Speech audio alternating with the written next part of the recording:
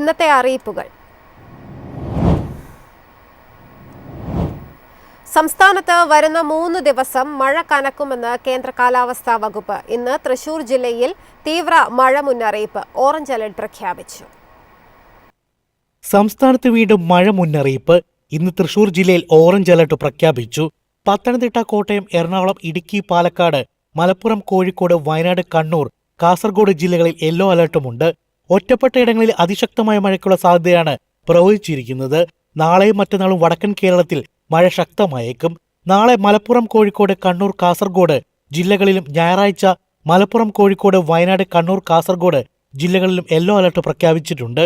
ബംഗാൾ ഉൾക്കടലിലെ തെക്കു പടിഞ്ഞാറൻ ഭാഗം മുതൽ വടക്കൻ ലക്ഷദ്വീപ് പ്രദേശം വരെ, വടക്കൻ തമിഴ്നാട്, തെക്കൻ ഉൾനാടൻ കർണാടക, വടക്കൻ കേരളം വഴി സമുദ്രനിരപ്പിൽ നിന്നും 7.6 കിലോമീറ്റർ ഉയരത്തിൽ ന്യൂനമർദ്ദപാത്തി സ്ഥിതി ചെയ്യുന്നു.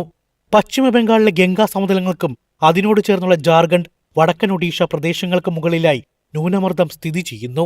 അടുത്ത 24 മണിക്കൂറിനുള്ളിൽ ഇത് ക്രമേണ ദുർബലമാകാൻ സാധ്യതയെന്നും കാലാവസ്ഥാ വകുപ്പ് അറിയിച്ചു. News desk, Myfin TV. Kerala സർക്കാർ സ്ഥാപനമായ KSRTC സ്വിഫ്റ്റിൽ ഡ്രൈവർ കം കണ്ടക്ടർ തസ്തികയിലേക്ക് കരാർ അടിസ്ഥാനത്തിൽ അപേക്ഷ ക്ഷണിച്ചു. 10ാം ക്ലാസ് പാസ്സായിരിക്കണം. ഹെവി ഡ്രൈവിംഗ് ലൈസൻസ് ഉണ്ടായിരിക്കണം. 30-ലധികം സീറ്റുകളുള്ള ഹെവി പാസഞ്ചർ വാഹനങ്ങളിൽ കുറഞ്ഞത് 5 വർഷത്തെ ഡ്രൈവിംഗ് പ്രവൃത്തി പരിചയം വേണം. KSRTCയിൽ 5 വർഷമോ അതിൽ കൂടുതലോ പരിചയമുള്ളവർക്ക് മുൻഗണന ലഭിക്കും.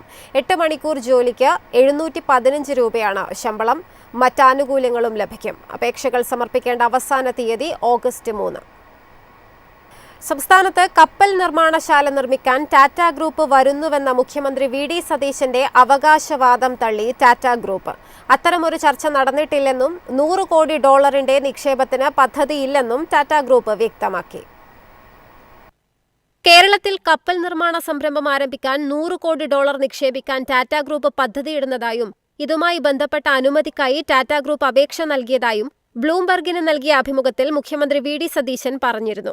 ഇത്തരമൊരു പദ്ധതിയെക്കുറിച്ച് തങ്ങൾക്ക് അറിയില്ല എന്നാണ് ടാറ്റ ഗ്രൂപ്പിന്റെ വിശദീകരണം.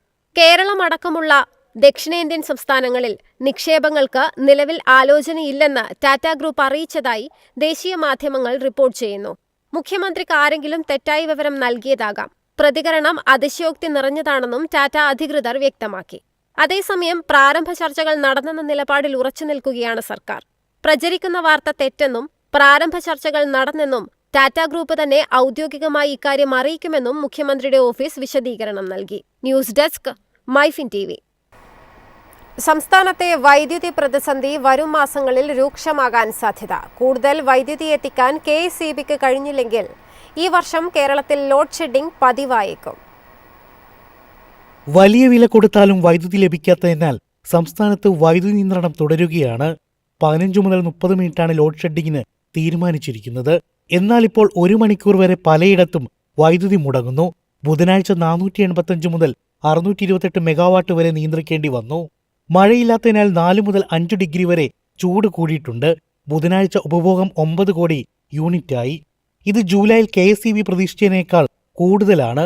ആവശ്യകതയിൽ 1000 മെഗാവാട്ടിന്റെ വരെ വർധന പല ദിവസങ്ങളിലും ഉണ്ടാകുന്നു. ഒന്നുകിൽ മഴ പെയ്യണം, അല്ലെങ്കിൽ പവർ എക്സ്ചേഞ്ച് എന്ന തത്സമയ വിപണിയിൽ വൈദ്യുതി ലഭ്യമാകണം. പവർ എക്സ്ചേഞ്ചിൽ നിന്നും വാങ്ങുന്ന വൈദ്യുതിക്ക് വില കുതിച്ചുയരുകയാണ്.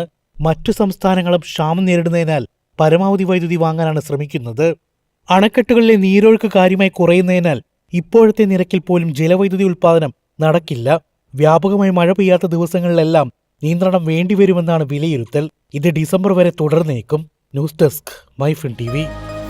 എളുപ്പത്തിൽ സമ്പാദ്യം വളർത്താം. ഇന്ന് തന്നെ മൈഫിൻ TV ആപ്പ് ഡൗൺലോഡ് ചെയ്യൂ.